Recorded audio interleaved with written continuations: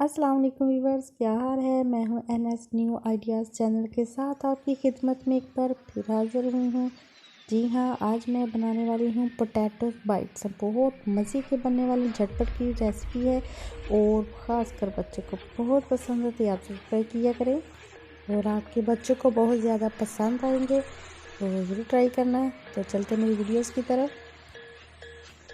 3 अदद boil potato लिए हैं और उसको हमने अच्छी तरह से मैश कर लेना है, बहुत अच्छी तरह से। और उसके बाद जनाब मैंने 1 टेबलस्पून ब्लैक पेपर पाउडर लिया है और 1 टेबलस्पून मैंने नमक ऐड करना है और इसके अंदर 1 टेबलस्पून मैंने कॉर्नफ्लोर ऐड कर देना है।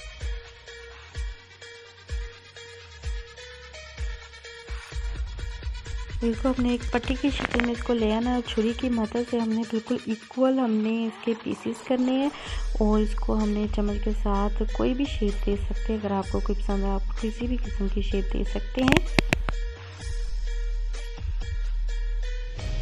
हाँ जी, कुकिंग ऑयल को हमने अच्छी तरह से गर्म कर लेना है और हमने आहिस्ता आहिस्ता से एक बारी बारी करके सब ऐड कर देना है।